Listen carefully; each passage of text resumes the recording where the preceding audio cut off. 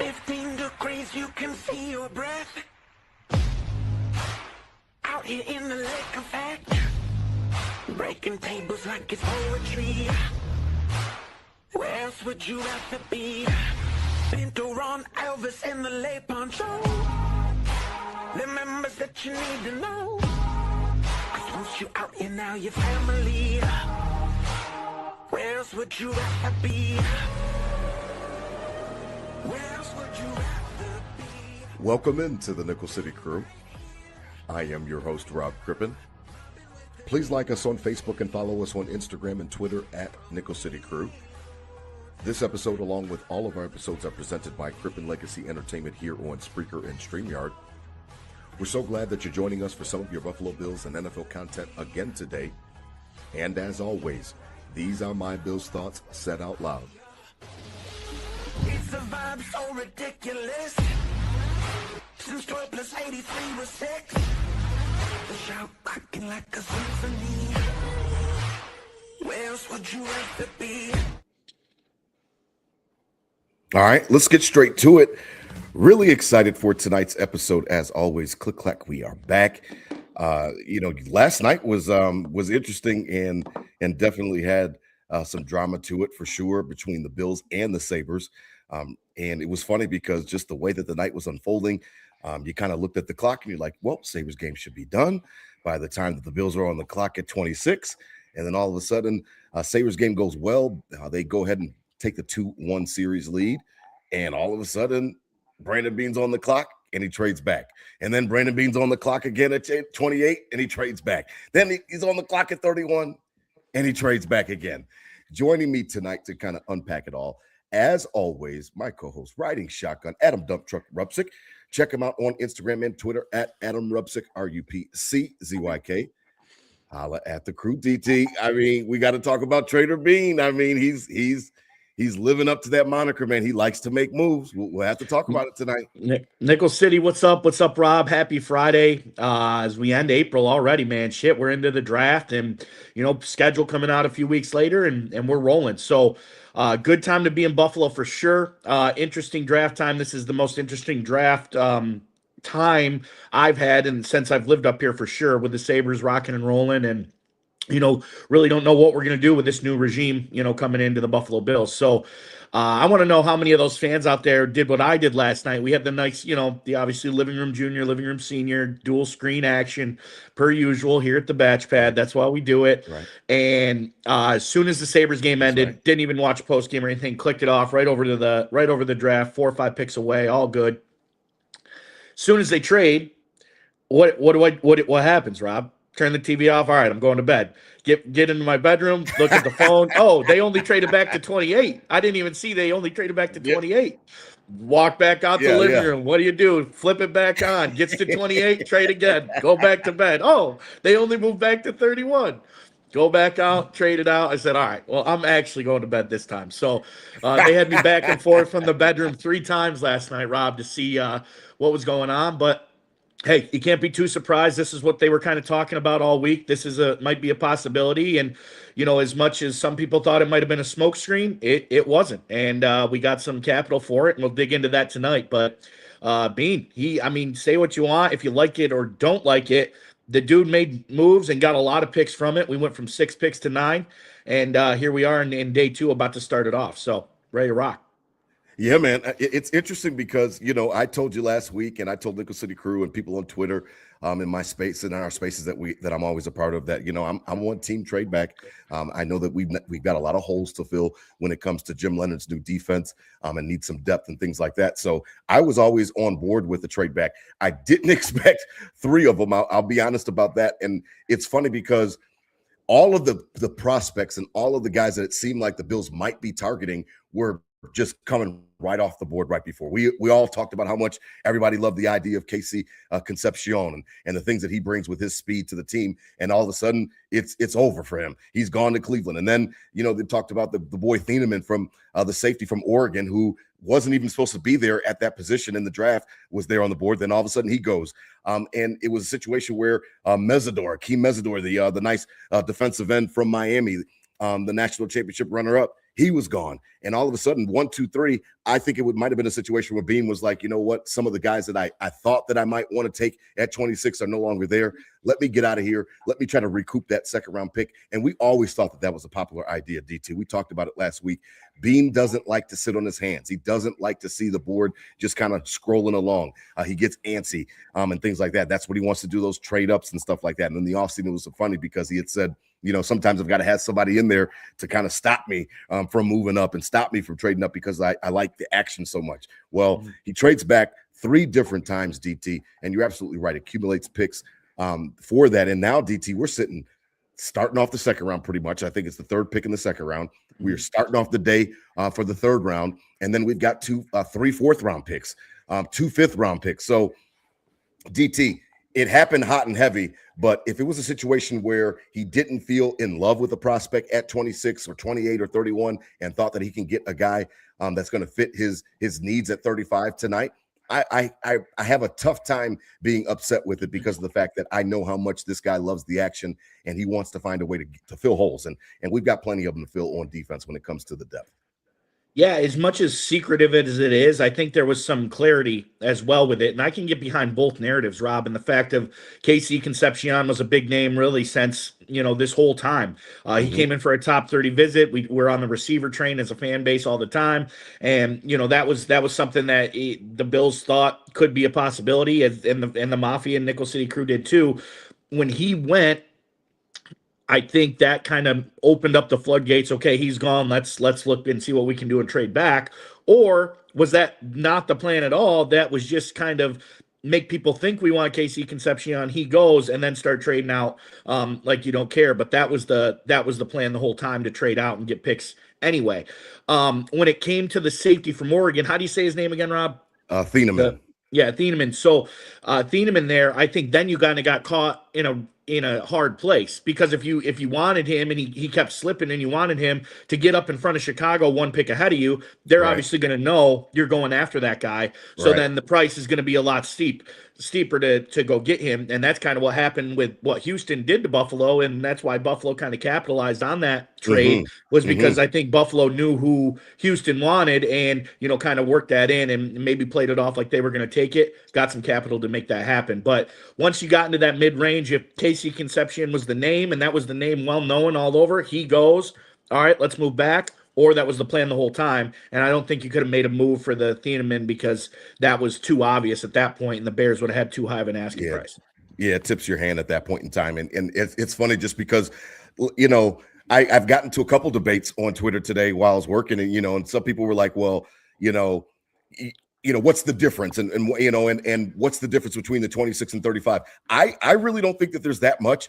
This draft has been much maligned as a top end weak draft. We've talked about that. They said that, you know, that most of your major hits, most of the major damage that you're going to do is actually going to be in these middle rounds, this 2 to 4 range that's coming up between tonight and tomorrow afternoon when they start round 4. DT, I just, like I said, I have a tough time really poking holes in the theory and in the execution because of the fact that we didn't have a second round pick. Waiting from 26 to 91 is a long time. And that's a lot of picks to go. That's a lot of prospects to go. Who knows how many different prospects that are on their board that they would have liked within that range. So Beane finds a way to get himself back into the second round from that DJ Moore trade. And it's interesting because now, like I said, 3rd pick tonight.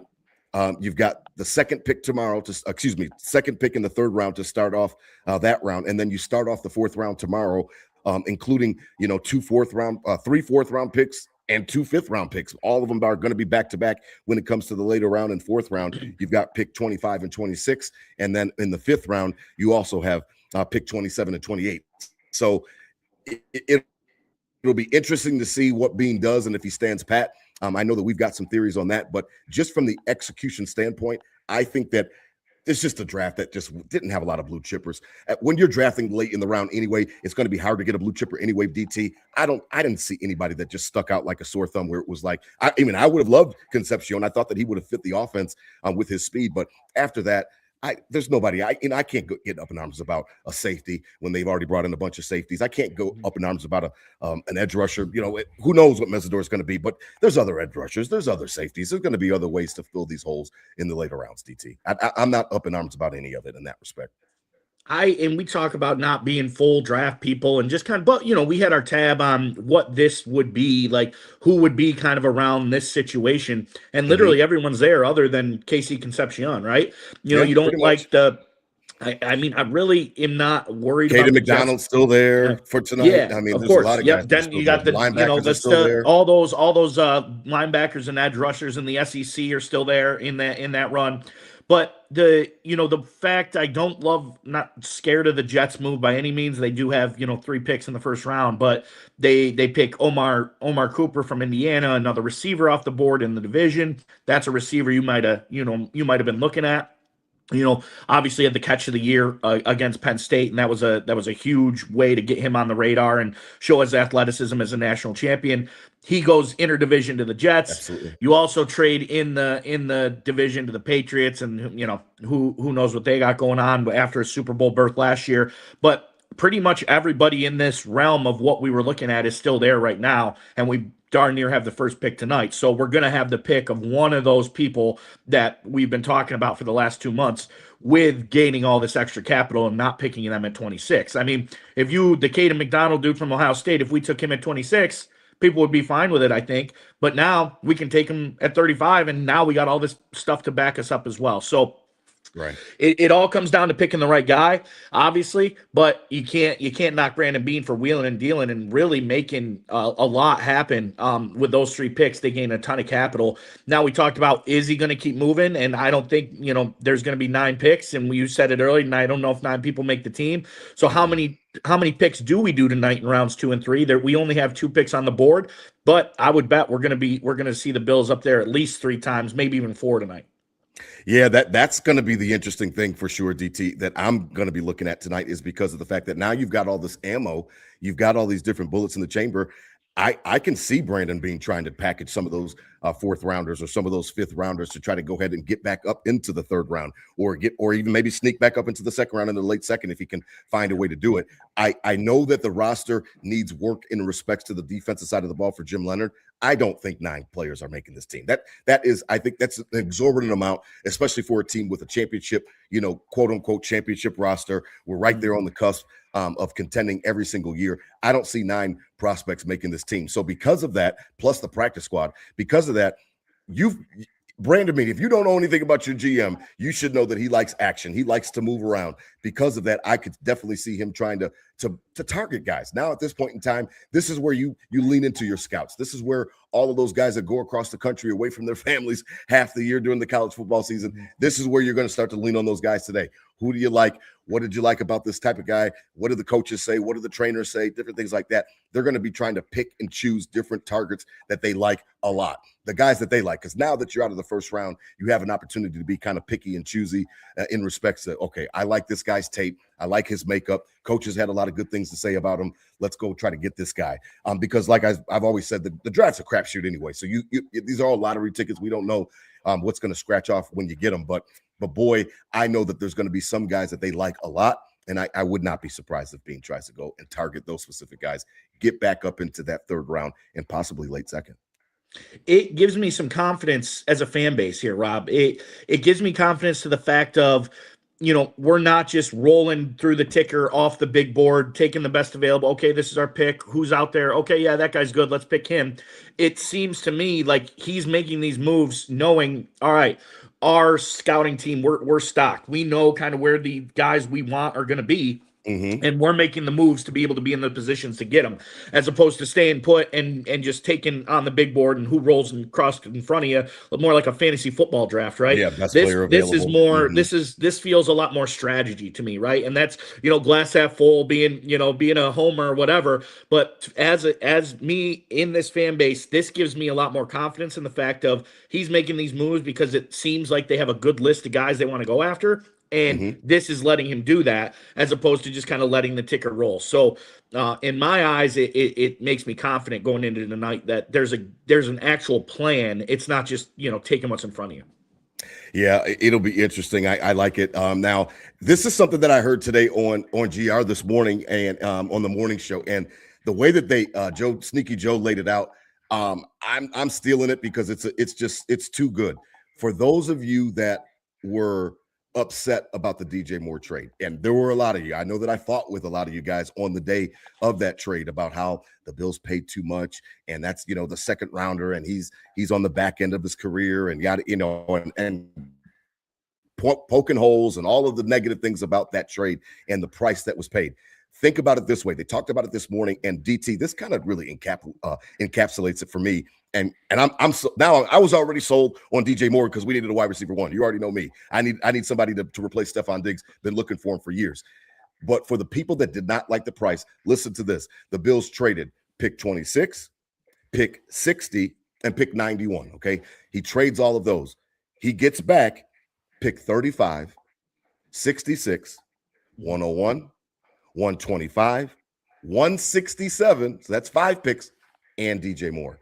When you think about it that way and how that's packaged, and when you kind of talk, it's kind of like the eye of the beholder. Like, well, when you say it that way, DT, it doesn't seem like it was that steep of a price in that respect. I was interested to think about what you thought about it because I wasn't able to get that stat. I rewound it. I was at work and I was like, let me just jot this down because that shit is gold. Yeah. Pick 26, 91, and pick 26, 60, and 91 out the door, but you get back 35, 66, 101, 125, 167 in a draft that's not, considered top heavy, plus DJ Moore. I'm all good with it, man. I really am. And I'm not even the biggest Beane guy, but I'm all good with that. That works for me. Yeah, that math. The biggest part, you slid it in at the end, plus DJ Moore. I mean, if we did the Waddle trade if that is even true, right? If that's even true, right? But if we did the Waddle trade for the first round, okay, so 26 is Jalen Waddle, and then you get you're picking at 60 and 91.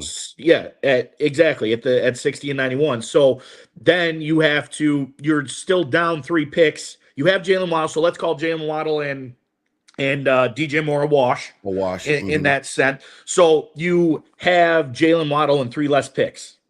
So is DJ Moore, if some people say, oh, he's not as good as Jalen Waddle, well, then that's why we have 3 more picks with him, right? Mm-hmm. So I agree. I think the capital is there. It's everything and I've been very vocal in saying that I don't think there's a big difference between DJ Moore and Jalen Waddle anyway. And a situation of the division isn't going to trade us that guy just for nothing, and that's part of the game. And I wouldn't, that's part of it. I wouldn't want to trade, my receiver to enter division without a first round pick either. So that's all fair on front ends. But yeah, once he kind of proved that this is what I got for it, it wasn't just the first round pick I passed on. Yes, I got rid of my second, but then I backed it up with 5 extra picks. So I think literally if you're doing it just by quantity standpoint, there's a lot more opportunity on the way we're doing it now than trading for Jalen Waddle on the first and being stuck in that 90 spot. So.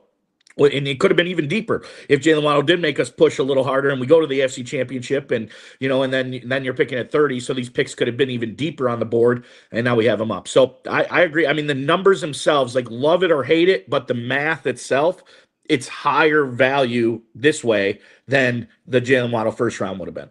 Yeah, no, and I mean, and a lot of people are mad about it on Twitter. I saw, somebody was getting at me on Twitter. You still got to make the picks. I mean, he could be wrong. Like, he could have these 9 picks, pick 9 duds, and then you should have picked Jalen Waddle with the first. Like, that's part of it. But the math itself is there's more beer in my glass than there was, and I like more beer, Rob.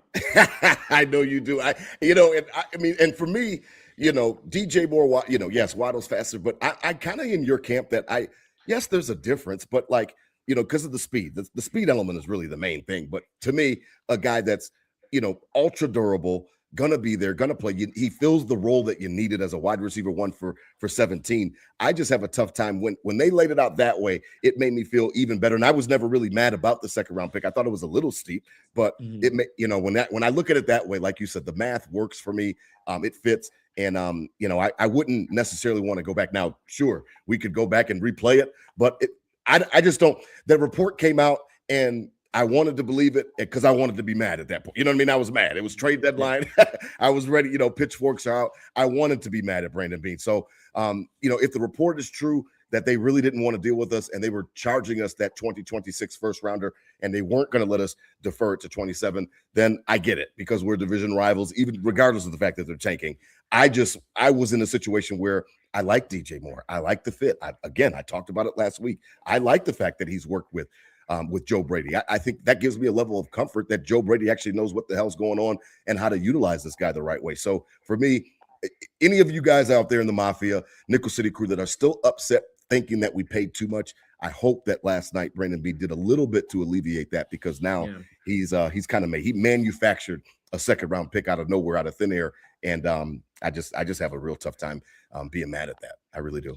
It's an interesting personality trait, Rob. I mean, the dude can't stop trading on draft day, but then can never pull a trade off in the regular season. You know, it's he loves the motion until it's the regular season. So you could take that both ways, right? You could take that as, you know, well, he doesn't know what he's doing in the draft as much, so he's just trying to make trades and he knows he can do that and get as many people as possible. So if he picks 9 people and 4 of them are good, then he's looked at as a good GM. But it's an amazing personality trait. It's how much motion this dude does on draft day since he started. This isn't just last night. I mean, they're not falling out of the first round every year, but there's always movement. That James Cook move was huge. You know, there's always movement with Brandon Beane and this, and a lot of it. I put it, I don't have the stats in front of me, but I put our transactions up there with anybody in the league since Beane's been in office there, right? Oh yeah, he moves up, he'll move down, he'll do both. Yeah, I think transactionally he does more than most people. But then on the flip side of that, in the regular season, he might be on the lower end of that. So an interesting personality trait. But hey, he's loading the gun, and at the end of the day, it is a numbers game. It's like a dating app, Rob. Like, yes, you pick and choose, and like, yes, there's people you see on the app that you like would want more than others. But at the end of the day, you just gotta swipe because it's a numbers game. I love it.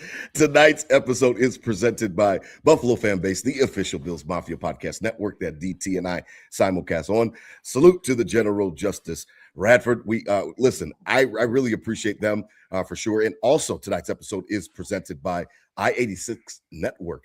Listen, our boy Tom Wujek, who gave us that wonderful open that I will never stop talking about. Bobby Hansen, they're doing a great thing over there along with their content creators. Check them both out. Check out Buffalo Fan Base. Check out I-86 Network. You won't be mad that you did. Great content pumping out of both channels. DT, as we transition to tonight, we're about 40 minutes, a little bit less away from round 2 starting.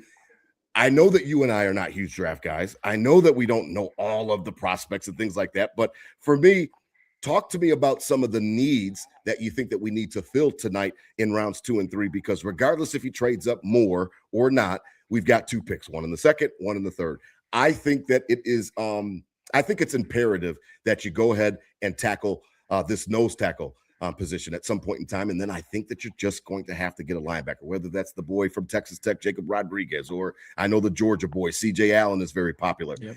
These are players and positions more specifically that need to be addressed because of the depth. The depth needs to be addressed on this team. We talked about it many times last year and the year before and stuff like that. The AJ Klein's coming off the bench. And last year we're getting cooked because the secondary is all fucked up in the Denver game. You got Dane Jackson out there. And you've got, what's that safety's name that was getting cooked? You know what I mean? Like, listen, injuries happen. It's a war of attrition in the NFL. With a team like the Buffalo Bills that play deep into the season, you're going to have depth. I think that those are 2 positions that, whether it be a Caden McDonald or whoever at defensive tackle, I don't know all the prospects, but I do know that those are 2 positions that you're gonna have to address it. Like it's high time. That's why I think he's definitely staying. Some people are like, well, maybe he'll trade back to start the second round. No, he's gonna he did his fun and games last night. Yeah. He's picking at 35, the best player available that he feels fits the need.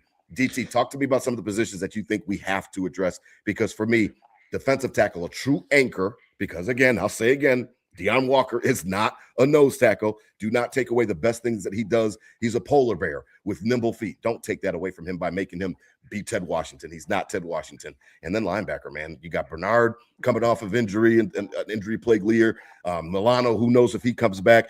You don't necessarily want Buffalo Joe starting for you come week 1. Those are 2 positions you got to address, in my opinion. Yeah, I'm a lot more confident in my knowledge of the scheme of a 3-4 on the defensive line than I am in the linebacker side of things, right? In relation to how it's going to relate to the current roster we have, right? Yes, Deion Walker isn't going to be the nose tackle Oliver's not going to be the nose tackle. TJ Sanders isn't going to be the nose tackle. But the 3-4 insinuates that that's necessarily doesn't mean they're the defensive ends. You put that anchor in the middle, those nose tackle or those defensive linemen next to them, and then you still have your defensive ends rotating through that linebacker stand up or whatever the case is. On the So edge. you still need that nose tackle. Like that's a need in this defense, unless you're going to try to do something uncharacteristic. True. Now, in that level of, there was a lot of, guys kind of in that realm, and a couple of them got picked. That Florida kid went to the Vikings, and they basically put him at apples and orange. Like, he's the same player as the Caden McDonald from Ohio State. Right. Now it's like, okay, now he's getting skimpy that he might be the only one, that true big body left, and we might have to take him in this pick. Linebacker wise, I'm a little more, I don't have the knowledge on of like how that's going to look with who we have already. Like obviously Milano's free agent, but is Bernard going to be better in this with a defensive line you put a big run stuffer up front so he has a little more space in the back because he's not the biggest guy, and that has got him hurt, and a situation where he can't get on the field, and I think slowed him down last year. Does that kind of open up more weight on the defensive line, lets a smaller guy like Terrell Bernard play better along with Dorian Williams, who kind of likes to fly around a lot? Does that make them better? Or in fact, that they're going to have to do more now with the 3-4 because there's more linebackers in the fact, and Bradley Chubb isn't going to be covering people in the flat. Greg Rousseau is not going to be covering people in the flat. So you got to get that, more traditional, middle linebacker, and let the guys like Terrell Bernard and Dorian Williams, who are a little faster, get out in those flats and make those plays. So I'm in a weird, like, back and forth with that of like, we got linebackers, so I don't it's tough for me to say, yes, I want a linebacker because I want to believe in Terrell Bernard and he's made plays, and Dorian Williams has shown spots of it. And, Shaq Thompson, I know he's not bad, but, somebody like that, whoever we sign as a veteran this offseason can come in and play that.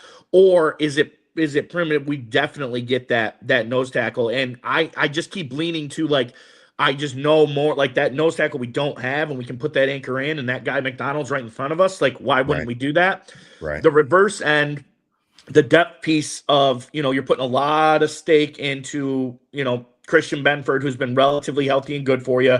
A lot of stake into Maxwell Harrison, who couldn't, get on the field, showed some spurts, but, had some injury problems really all year.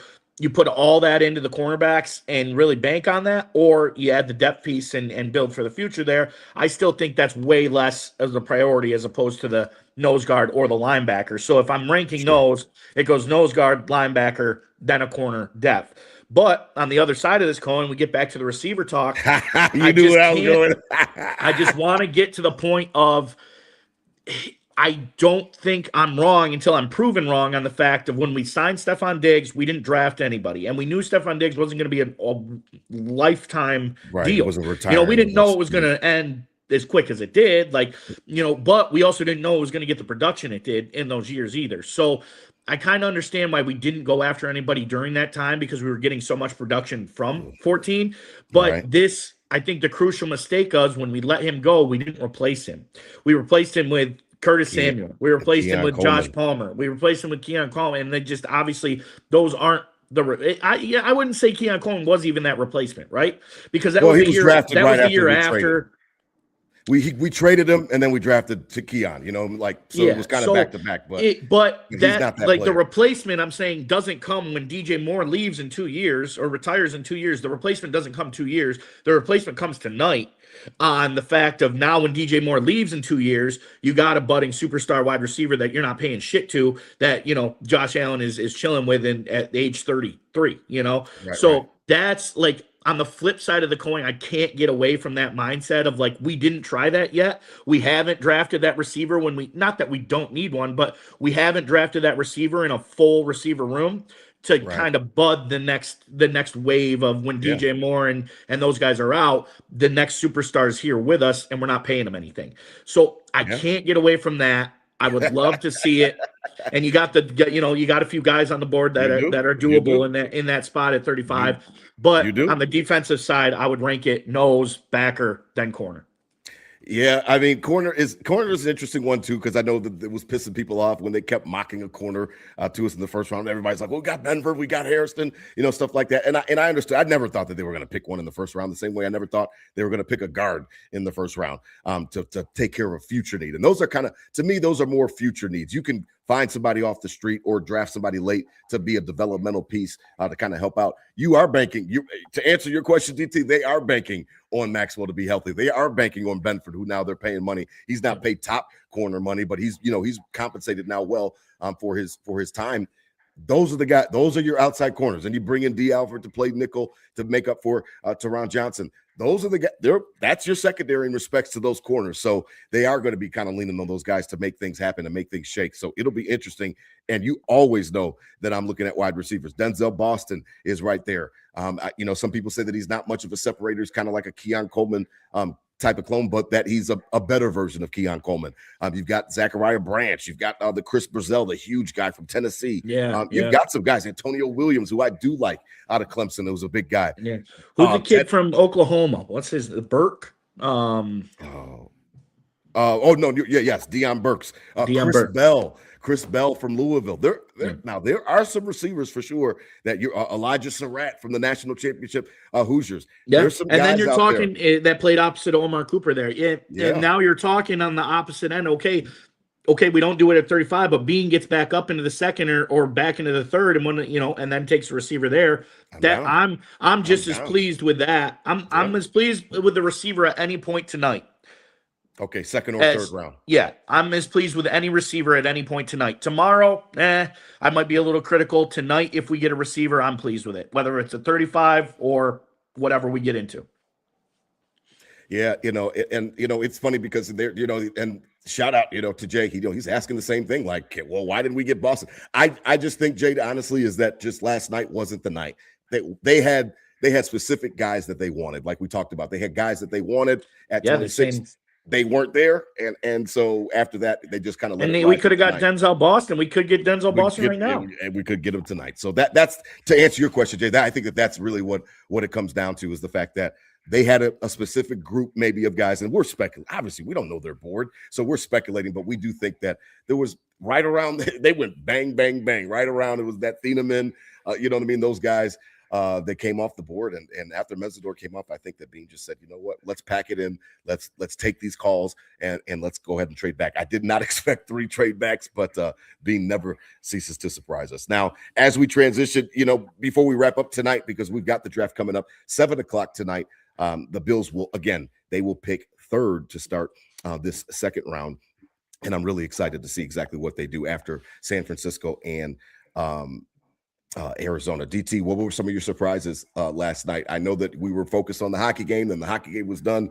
I know for me, now I know everybody's going to say Ty Simpson. I listen to podcasts all the time, stuff like that. So I had heard on Bill Simmons' podcast, McShay had already come on, and I heard him last week, and McShay is he's plugged the fuck in, and he was like, listen, I'm just telling you, I know I sound crazy. He's like, but McVay loves Simpson. He loves Simpson. So that really didn't surprise me as much. What did surprise me was really, honestly, Houston drafting like they thought that this guard is going to be a Hall of Famer, and like they gave up a lot to us to move up to grab this guard. And I don't know anything about him in that respect, but Keelan Rutledge from Georgia Tech, they paid a big price, Houston did, to go get him. And that kind of stuck out to me, along with some positives. I thought Dallas had a good night. I thought the Jets had a relatively good night as well. But what stuck out to you last night? I know that Ty Simpson is kind of the main one, but anything else that stuck out to you last night? Yeah, I mean, also on that, Houston moving up there, is that we give credit to Beane tonight on, getting quantity and getting picks, but did he have some gamemanship there to be able to swindle? Like, did he sell that we were taking this guy? Guard, I don't know. I would have been mad as hell if they traded for, was he selling it though, like it was for Houston to give us that haul? Like it's got to be close, right? Obviously looking at the Chiefs with 2 first-round picks, and I'm split back and forth because I want to hate on them and I want to, talk shit that they paid way too much to move up in front of Cleveland to get Yeah, a corner that to get probably would that have been guy, there at 9, no problem for them.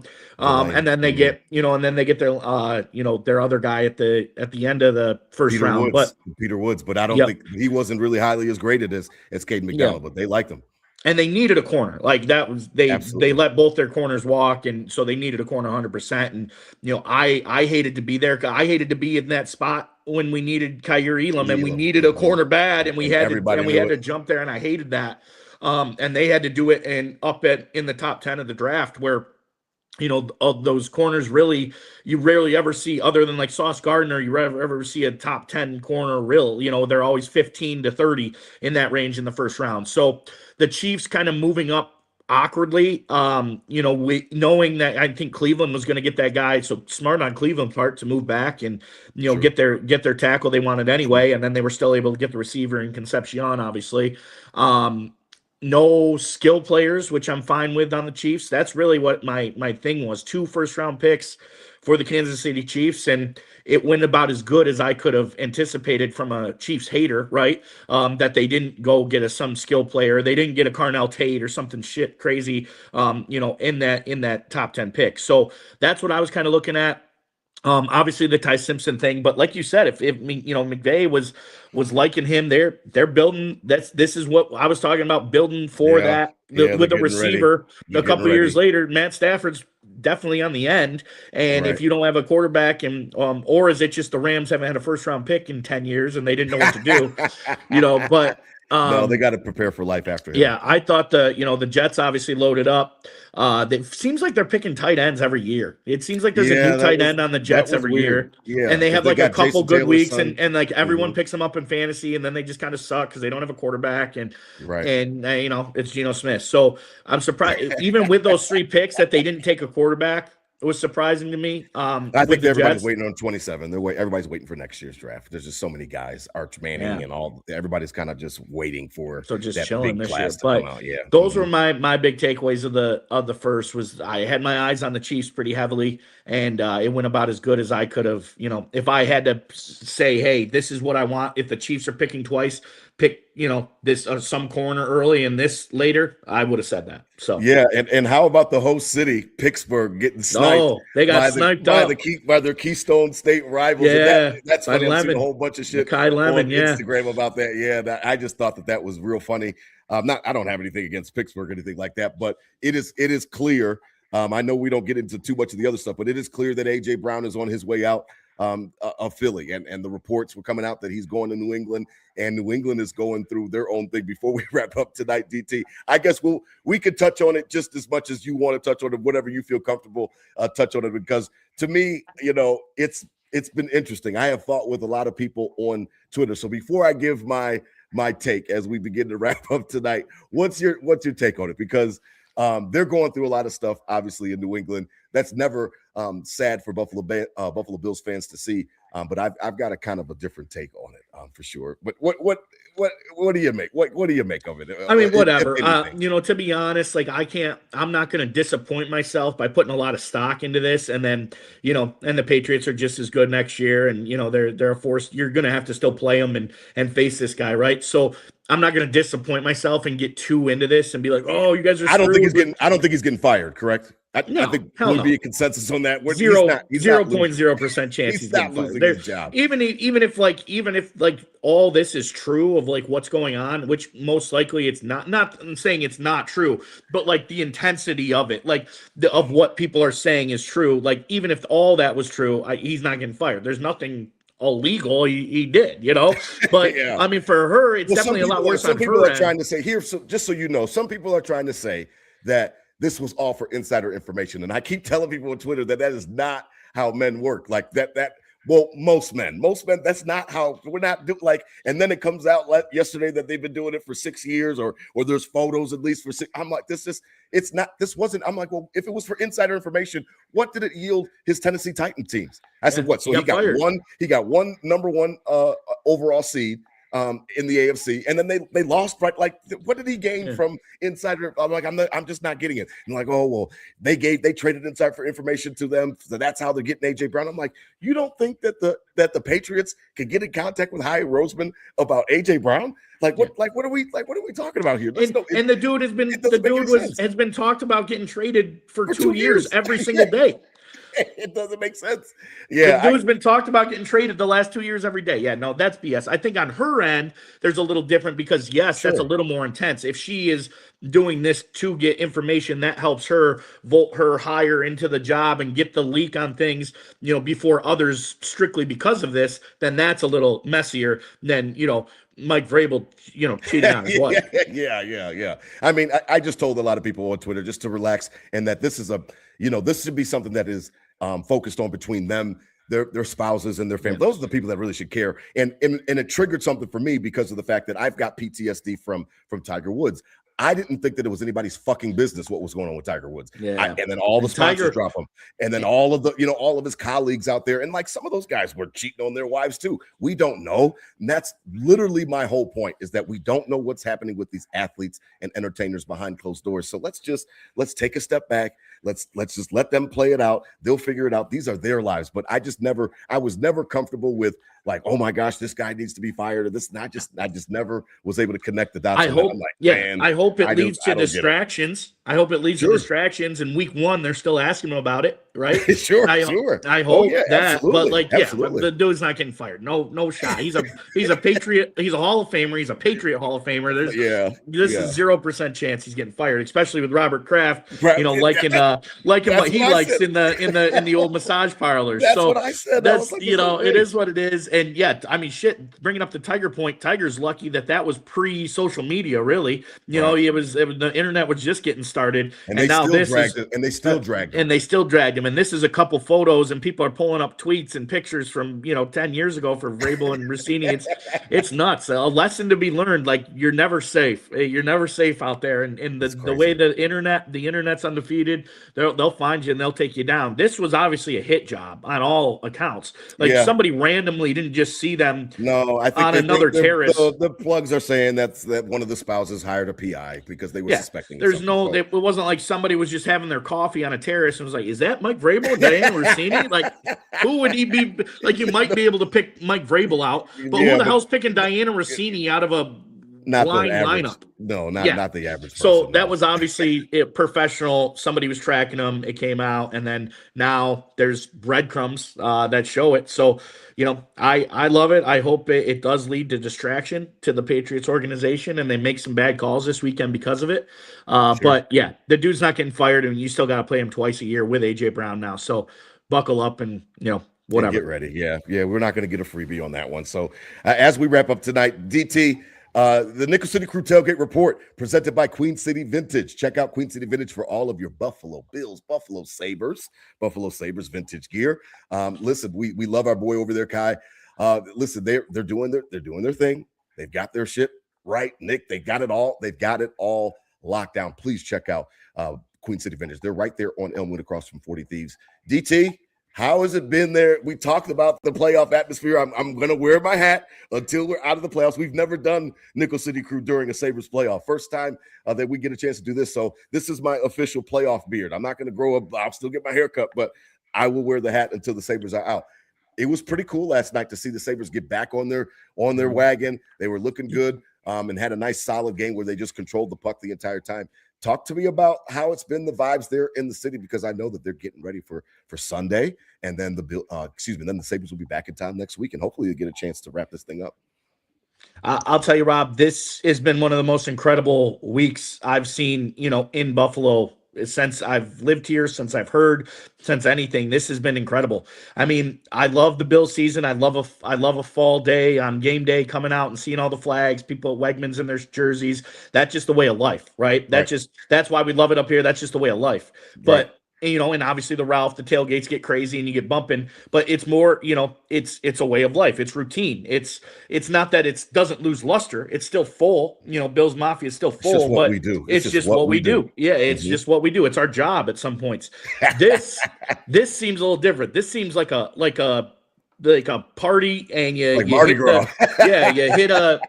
you hit a 6 scratch off the day you were leaving for vacation, so you got a little extra cash in your pocket, and you're in vacation just kind of like with no care in the world. doubts, nothing. And it's been an outstanding week. Credit to the city of Buffalo and for really putting on a good show. Credit to the fans for really coming out and showing out. I mean, Sunday, I didn't make it downtown, but Right. obviously the game was insane. And the clips, as everyone I'm sure have seen, the comeback victory.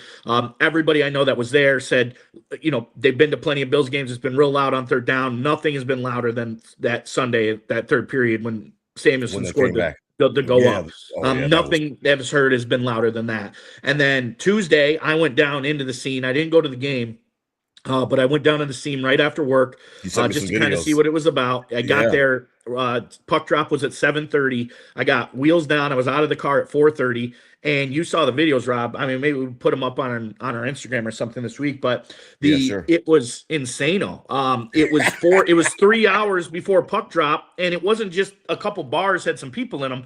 The bars were completely full. People were out in the streets. The guys that were skating, the roller skating guys had a whole 1,000 people around them doing like a little show. Like it's like it's like a traveling circus. And it was just everyone's in a good mood. Everyone's happy. You didn't see a lot of Boston people, and it was a great night. Good weather, and then obviously they were away last night. Game got back on track, and got the dub. Sunday I think is going to be ripping here. It's a matinee game. People like getting out for a little Sunday fun day. The weather looks a little better.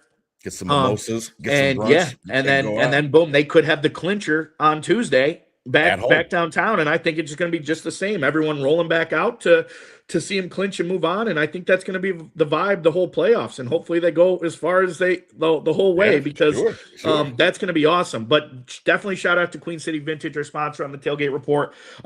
Nick's a little nervous. He's got a lot more Bill stuff than he does Sabre stuff. He's got a lot more Bill stuff to sell than he does Sabre stuff, Rob. And so they had a big event last night down at Chandler Street Brewing. And he said the people at Chandler Street were getting upset almost because they had so many people show up there for the game and they couldn't keep up. The bartenders couldn't keep up with the drinks. It was too packed. They go, geez, we didn't realize you guys were going to bring a crowd like this. And it's like, hey, we're big. Queen City Vintage is big. And two, the people are taking this playoff run serious, because they're swept up who knows if we got to wait another 15 years before we do it again. So let's buckle in. Sabres, I love it. It's been a great week. Awesome. The city is literally buzzing, man. It's buzzing, and it's all around nice. So I guess going to look forward to the draft tonight and tomorrow, but I cannot wait for 2:00 on Sunday, Rob. It is must see right now out here. It's fucking awesome. Yeah, man. That's a perfect plan. You go get some breakfast, get some brunch, get some mimosas, and then head downtown. And you'll be in a situation where, like, DT is right. I've seen the videos, and just, it's crawling. Like, they're just everywhere. I just saw on Instagram today that Lancaster had a party last night, a watch party. They just shut down the whole street, and people are just sitting there in the middle of the street. 5,000 people in the street of Lancaster. I was like, I didn't even know there are 5,000 people in Lancaster. Yeah. It's amazing, man. I think that it's just so cool because of the fact that, like, it's what we talked about, last week and what we've always talked about with the Bills. Just the wait makes it that much sweeter. Yes, the drought sucked. Yes, it was horrible. But boy, when I got down there to Jacksonville, when I tell you, like, I had no care, like you said, no care in the world. Yep. I had no care in the world. I did. Yes, I cared. Like, it took me, I tell the story all the time. It took me a half to realize that I'm at a football game and I'm like, holy shit. Like, we could win this game. These guys are fucking horrible. Like, let's win the first half, the tailgate. I just didn't care. I didn't care, DT. I just want to do it, just soak it all in and enjoy it. So I am so excited for the city of Buffalo, like you said, Sabres fans, the diehards, like the ones like you and me for the Bills, the diehards that just, it's their way of life. They watch every game. They don't miss any puck drops. They've been through all the shitty teams and the tanking, and then they get Eichel and Reinhardt, and they're still shitty, and then they want to leave, and then, Riley leaves, and he goes, wins a cup. Then Jack leaves, he goes, wins a cup. Then fucking Sam, I'm like, what? Like, is this a hex? Like, how did all these great players leave, and then they win the cup the very next year? So I am really excited for the Sabres fans and really the diehards. That's the ones that I think about. Like we said last week, everybody can get on the bandwagon. We're cool. Everybody coming on, and it's all good because we're all one Buffalo. But for those diehards, I know that it's got to be sweet. The goal for Samuelson, I must have listened to that and must have watched it like 50 times. And then somebody came out with like no commentary on it, and it was just the sound of the crowd. Crowd sound, yeah. Holy shit, because they yelled twice. They yelled right when he got that pass, and then they yelled again like right before. They're like, and then when and it was like, man, it's crazy how you hear a whole arena like gasp at the same time and cheer. Like, man, it was crazy when he got that pass. They all and then they just exploded. Bang. They exploded. So it's been really fun to watch. I will say, let's stay positive. What are we calling Sabres Mafia, whatever, diehard. I don't know. I'm a Sabres fan, but I wouldn't consider myself in the mafia of the Sabres. I'm a made man in the Bills Mafia, but Sabres I'm honorary, right? So I would say, let's keep it positive. Sabres Mafia. It's not a competition just because now everyone's on their high horse. You don't got to start talking about it's a hockey town, all this bullshit. I don't want to hear that. Don't be bad mouthing 1-7 because he beats the drum and you get your ass kicked. We ain't hearing that either. Like, we ain't hearing that. So hey, have fun, kids. But let's watch it a little bit. Bring his ass back anymore. I was dying. Let's watch your mouth a little bit in that. Like, I go out of town and I tell somebody I'm from Buffalo and they talk about Josh Allen. They no offense, they ain't talking about Tage Thompson. And I know, DT. Let's keep it positive. Like that's a different. That's just Nickel City crew. Me saying, diehard Sabres. I'm glad it's a good vibe. Just take it easy a little bit. No, man, it's all good, man. It's all love. We're all one Buffalo, and I always say that for sure. I used to get upset when people say it's a hockey town, and I'm like, there's just no comparison. But like I said last week, now is not the time. Let's roll. I will wear this playoff hat throughout the playoffs until the Sabres bow out, and hopefully that is not until we're lifting Lord Stanley's Cup. And I somebody asked the other day, they're like, well, what would you rather have? The Bills win the Super Bowl? I'm like, this is a dumb fucking question. Like we would love for a championship regardless. Like it's not a competition. The DT's absolutely right. If they win the cup, I will be happy as hell. I won't be getting in my car, like I said last week, to drive up because I'm a Sabres fan. That Monday, I'm driving up and I'll be ready for the parade whenever it happens on Tuesday or Wednesday. So that's just a different fandom that I have. But I am so excited. Like I said last week, keep it up, Sabres. Go Sabres, whatever y'all say, man. I'm down with it, man. And let's keep it going as long as we can. DT, I'm excited for this weekend. You're absolutely right. Let me know what happens on Sunday for sure if you head down there and what's going on, because you're absolutely right. They could dominate again on Sunday. They had the puck all night last night. They could dominate on Sunday and come back. And wouldn't that be fucking sweet to close out the series in front of your home fans at KeyBank?